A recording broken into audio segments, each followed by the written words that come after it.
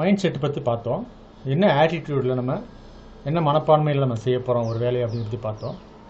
I am Sahayaraj, professional excellence coach for generation Y, age 28 to 43 அவங்கள உள்ளவங்களுக்கு, very busy working ப்ரொஃபஷனல்ஸ்க்கு சில tips நான் இதில் சொல்கிறேன். எண்ணத்தில் எப்படி இருக்குங்கிறத பற்றி நம்ம பார்த்தோம். இப்போ சொல்லில் பார்ப்போம். உதாரணமாக சோசியல் வெல்னஸ்ன்னு வச்சுக்கோங்க. சமூக நலனில் நிறைய பேருக்கு பார்த்திங்கன்னா ஒரு பழக்கம் இல்லாமல் இருப்பாங்க, நல்ல ஒரு உறவு இல்லாமல் இருப்பாங்க. உதாரணமாக அவங்க திறமை இருக்கும் அவங்களுக்கு, ஆனால் பார்த்தீங்கன்னா ஒரு ஸ்டேஜில் ஒரு சோஷியல் வெல்னஸ் இருக்காது அவங்களுக்கு ஒரு டிப்ஸ் இது. அதில் அந்த கம்யூனிகேஷனில் கொஞ்சம் இம்ப்ரூவ் பண்ணால் நல்லாயிருக்கும். நம்ம அதை கொஞ்சம் இம்ப்ரூவ் பண்ணுறதுக்கு தான் பேசுகிறோம். அப்போ உதாரணமாக ஒரு 3 விஷயத்தை வச்சுக்கலாம். இந்த பதிவில் அவங்க என்ன முடிவு எடுத்துக்கலாம் அப்படி சொன்னால், நான் சந்திக்கும் ஒவ்வொரு மனிதரிடமும் ஆரோக்கியம், மகிழ்ச்சி மற்றும் வளர்ச்சி இவைகளை பற்றியே பேசுவேன். அது கல்யாணம் விடனாலும் சரி, எங்கே போனாலும் சரி, யாரை பார்த்தாலும் சரி, இந்த ஒரு கான்செப்ட் வச்சுக்க நல்லது. இல்லை ஒரு மீட்டிங் போகிறாங்க, அப்படி மீட்டிங்கில் பேச போகும்போதும் சரி, ஃப்ரெண்ட்ஸை பேசிட்டு இருக்கும்போது சரி, அந்த மீட்டிங் ஆரம்பி போகுது, இது எல்லாம் சும்மா இதில் பேசும்போது எப்போ ஒரு ஆரோக்கியத்தை, மகிழ்ச்சியை, ஒரு வளர்ச்சியை பற்றி பேசுகிறது நல்லது.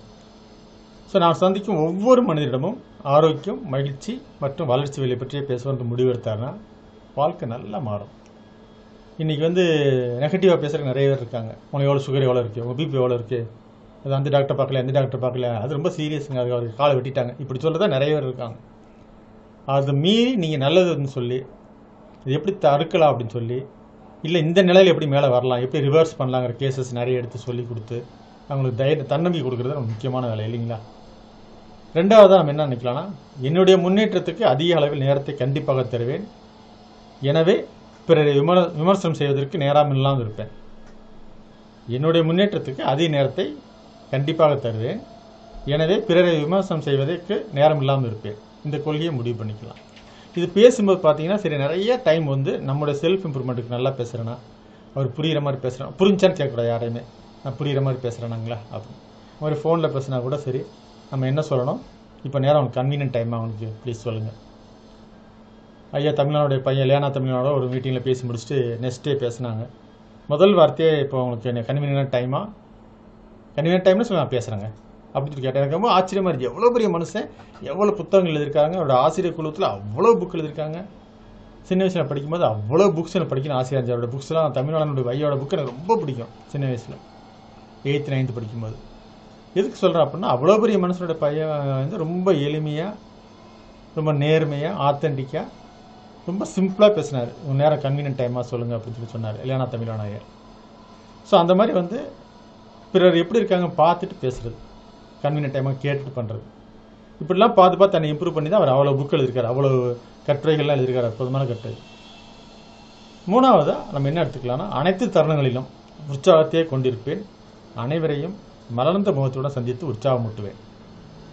எப்போவுமே உற்சாகத்தையே வச்சுருப்பேன், எல்லாரையும் சந்தோஷமாக சிரித்த முகத்தோட உற்சாகமூட்டுவேன். இது ரொம்ப முக்கியமான விஷயம். ஸோ நம்ம ஏற்கனவே சொன்னது திருப்பி சொல்கிறேன். நான் சந்திக்கும் ஒவ்வொரு மனிதனிடமும் ஆரோக்கியம், மகிழ்ச்சி மற்றும் வளர்ச்சி இவற்றை பற்றி பேசுவேன். என்னுடைய முன்னேற்றத்துக்கு அதிக அளவில் நேரத்தை கண்டிப்பாக தருவேன், எனவே பிறரை விமர்சனம் செய்வதற்கு நேரம் இல்லாமல் இருப்பேன். அனைத்து தரங்களிலும் உற்சாகத்தை கொண்டிருப்பேன், அனைவரையும் மலர்ந்த முகத்துடன் சந்தித்து உற்சாகமூட்டுவேன். இது சொல்ல. இப்போ முதல் கேஸ் நான் சொன்னது இந்த ஆரோக்கியம், மகிழ்ச்சி, வளர்ச்சி பற்றி பேசுகிறது engineer Manuraj, one of my mentors. பாடாவது இறந்த ஒரு அமைப்பு, அந்த அமைப்பை பிரபலமாக மேலே கொண்டு தமிழ்நாட்டில் பெரிய லெவலில் கொண்டு அப்புறம் இந்தியா லெவலில் பெரிய லெவலில் கொண்டு பாசன பயிற்சி மேலாண்மை நிலையத்தை கொண்டு இந்தியாவிலே மிகப்பெரிய அமைப்பு பாராட்டி, எங்களை விட நீங்கள் நல்லா வேலை செய்கிறீங்க அப்படின்னு சொல்லி மகாராஷ்டிராவில் பாராட்ட அளவுக்கு கொண்டு அதுக்கு பிறகு வெளியே காட்டிக்க மாட்டார், ரொம்ப சிம்பிளாக இருப்பார். அவங்களுக்கும் அவர் அப்பா சாதாரண ஒரு டீச்சர். இன்றைக்கி அவர் மிகப்பெரிய ட்ரெயினர், அவர் ரொம்ப ரொம்ப பெரிய ட்ரெயினர், ஏகப்பட்ட அமைப்பில் ட்ரைனிங் கொடுத்துட்ருக்காரு, ஆன்மீகத்தில் உச்சகட்டத்தில் இருக்கார், இல்லை பிரமாமாக வந்துட்டுருக்கார் வாழ்க்கையில். ரொம்ப ஒரு தன்னிறைவான மனிதர் அவர். அந்த மாதிரி நான் பார்த்துருக்கேன். அது மாதிரி எப்போவுமே ஆரோக்கியத்தையும், மகிழ்ச்சி, வளர்ச்சி பற்றி எப்போவும் சொல்லி பார்த்துருக்கேன். அது உண்மையில் மறக்க முடியாது. அது மாதிரி தன்னுடைய முன்னேற்றத்துக்கு நிறைய டைம் ஸ்பெண்ட் பண்ணுறவங்க இன்ஜினியர் அப்துல் ஹக்கீங்கிறவர், மிஸ்டர் ரமேஷ் யாதவ், என்னுடைய இப்போ நான் அவர்கிட்ட நிறைய தெரிஞ்சு படிச்சுக்கிட்டு இருக்கேன், ப்ரொடக்டிவிட்டி நம்பர் 1 கோச்சு. இவங்களாம் நிறைய இம்ப்ரூவ் பண்ணிகிட்ருக்காங்க, தன்னை கடுமையாக உழைக்கிறாங்க. எனக்கு தெரியும். அவர் இன்ஜினியர் அப்துல் ஹக்கீங்கிறவர் நிறைய அவார்டு வாங்கியிருக்காரு, ஆனால் ரொம்ப சிம்பிளாக இருப்பார், வெளியே காட்டிக்க மாட்டார். நிறைய பேரை முன்னுக்கு கொண்டுட்டுருக்காரு. டிஜிட்டல் மார்க்கெட்டிங்கில் கிளாஸஸ் நிறைய நடத்திட்டுருக்காரு.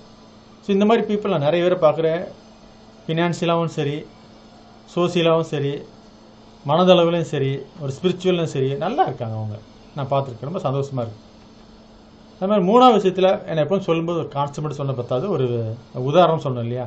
இந்த அனைத்து தருணங்களிலும் உற்சாகமே கொண்டிருப்பேன், அனைவரையும் மலர்ந்து முகத்துடன் சந்தித்து உற்சாகம் ஊட்டுவேன்னு சொல்லல. அதில் இன்ஜினியர் பாண்டியராஜன் என்னுடைய காலேஜ் ஜூனியர், அற்புதமான மனிதர். அந்த ஜெயலலிதா இவங்க முன்னாள் முதல்வர் இருக்காங்க இல்லையா, அவங்களுடைய அந்த இதை வந்து புதுப்பிச்சதில் அவர் முக்கியமான ஒரு பொறுப்பில் கடைசியில் அந்த முடிக்கும்போது நல்லா பண்ணவர். அவர் ஜிஹெச்சில் நிறைய பொறுப்புகள் இருந்து சாதாரண பொறுப்பில் இருந்தால் கூட அப்போ நிறைய பேருக்கு என்கரேஜ் பண்ணி பண்ணவர். பின்னாடி எஸ்சி லெவலில் போனப்பறம் நிறைய சாதிச்சார். எல்லாரையும் எப்பவும் சிரித்த முதல்ல பேசிகிட்டு இருப்பார். எவ்வளோ டென்ஷன் தான் வெளியே காட்டிக்க மாட்டார் பாண்டியராஜன். காலேஜ் படிக்கும்போது ரொம்ப ஆக்டிவாக இருப்பார். அவர் வெங்கடகிருஷ்ணன்லாம் ரொம்ப ஆக்டிவாக இருப்பாங்க. அது போக டிபார்ட்மெண்ட்லேயே எவ்வளோ ப்ரெஷர் இருந்தாலும் சரி அதை வெளியே காட்டிக்காமல் சிரித்த முகத்தோட எல்லாருக்கும் டீல் பண்ணுவார். கம்யூனிகேஷனில் பெஸ்ட்டு, எனக்கு ஒன் ஆஃப் தி பெஸ்ட். அது மாதிரி இன்னொரு பையன் எடுத்துக்கிட்டால் இங்கே சந்தோஷ்னு ஒரு பையன், அற்புதமான பையன். அவ்வளோ பிஸியாக இருந்தாலும் சரி காலையில் விடிய காலையில் கிராமத்து பசங்களுக்கு என்கரேஜ் பண்ணுறதுக்காக 4:30 மணி 5 மணிக்கு வீட்டு கிளம்பி போய் ரன்னிங் போய் நிறைய கிராமத்து பசங்க முன்னுக்கு கொண்டு வந்துட்டுருக்காரு. மிலிட்ரிக்கு போலீஸுக்கெல்லாம் டெவலப் பண்ணி கொண்டு வந்துட்டுருக்காரு. நிறைய பசங்களை அந்த மாதிரி வாழ்க்கையில் நல்லமை கொண்டு வந்துருக்காரு. எனக்கு தெரியும், நிறைய கெட்ட பழக்கங்கள்லாம் நிறைய பசங்களை திருத்திருக்காரு. இவ்வளோக்கும் ரொம்ப பிஸியான ஒரு வேலை பார்த்துட்ருக்காரு. அவர் அரசு பணியில் இருக்கார். இருந்தாலும் அதை தாண்டி நிறைய கிராமத்து பசங்களுக்கு உதவி செஞ்சுட்ருக்காரு மணச்சநல்லூரில். இது எதுக்கு சொல்லணும், இந்த மாதிரி நிறைய கண்ணை பார்த்துட்ருக்கு. இந்த மாதிரி நிறைய எக்ஸாம்பிள் சொல்லலாம். இப்போ ஒவ்வொருத்தரும் சொல்ல ஆரம்பித்தா ஒரு 1 மணி நேரம் சொல்லலாம், அவ்வளோ விஷயம் இருக்குது. அவங்களாம் சாதிச்சிட்ருக்காங்க. ஸோ சொற்களில் இதை வந்து நம்ம இந்த நிலைப்பாடு எடுத்துக்கிட்டோம்னா நம்மளோட முன்னேற்றம் வந்து கண்டிப்பாக நிலச்சிருக்கும். ஏன்னா நம்ம நல்லதே நினச்சிட்டு இருக்கும்போது கண்டிப்பாக நல்லதாக நடக்கும். இதுதான் நம்ம சொல்ல இந்த 3 நிலைப்பாடு வச்சுக்கலாம். சரிங்களாமா? அடுத்த செயலை பற்றி பேசலாமா? நன்றி.